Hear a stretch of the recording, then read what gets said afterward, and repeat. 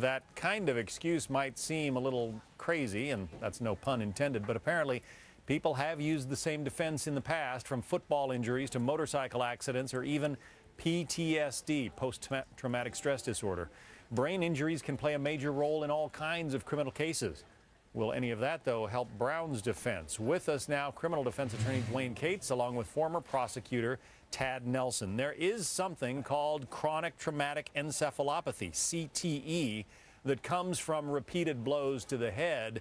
Dwane, can it make you into a violent person? That's really the question to be decided here, right? It is the question, and I'll tell you what, his symptoms, what they described happened that day, fits the symptoms of CTE exactly. It's anger, it's aggression, it's violence, and it's suicide. I mean, those are the side effects of CTE. And he exhibited all those things on the day that this happened. And I don't think that the judge has any wiggle room at all. The judge has got to allow him to be examined. And there's only a few special neurologists around the country that are dealing with this. And he needs to go to one of those specialists to be evaluated. Well, Tad, if you were the prosecutor arguing this case and whether this testimony should be let in, what would you argue? Well, let's be clear. I mean, a prosecutor's job is to see that justice is done, where a defense attorney's job is to zealously advocate for his client. In this case, we've got two issues. The first issue is, are we even going to examine what these doctors have to say? Are we going to listen to them? Are we going to let them evaluate Mr. Brown? And clearly, as a prosecutor, if my job is to see that justice is done, I don't really have a huge problem with an evaluation. That doesn't mean I'm signing off on the defense yet, but it means I'm willing to listen, and I want to hear what they have to say.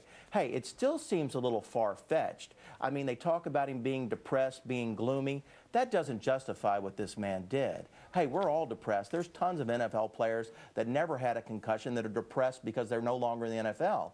So I'm willing to listen. I don't want to rush to judge yet. I can tell you I'm suspect, but I'm still willing to listen. Dwane, here's the thing. As I understand it, this would be a groundbreaking criminal case. Nobody else has ever said, you know, that my injuries as a result of playing football in the NFL caused me to do a criminal act.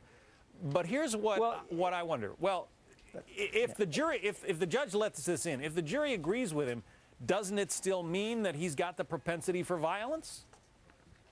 Well, it would, unless he's being treated. There's three different ways that a diagnosis of CTE could help him. Number one, it could completely eliminate the criminal conduct. Number two, he could be found to have a mental defect, guilty with a mental defect, or it could be used in mitigation in his sentencing.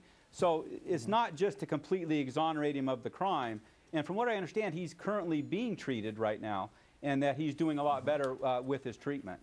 So, Tad, do you see it that way, that it would be more about perhaps mitigating punishment? Oh, definitely. I think that's the main place that this would come in, is in mitigation.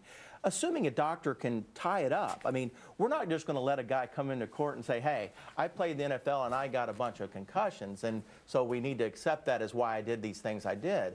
No, that's not going to happen. I mean, we have to have a doctor come in here and literally tie it up, you know, make it make sense that, hey, it did have some kind of connection. But overall, yeah, I totally agree. The only place this is really going to, I think, it's not going to get him off the crime, but it would mitigate, you know, what he did. And imagine, Ted, trying to pick a jury that doesn't like the Patriots or the Jets or the Lions or Notre Dame, for that matter, teams for which he played, or Michigan. He played his college ball at Michigan. Right. At any rate, it's an interesting case. We'll keep an eye on it. Thanks to both of you, Dwane and Tad. Appreciate it. Thank you.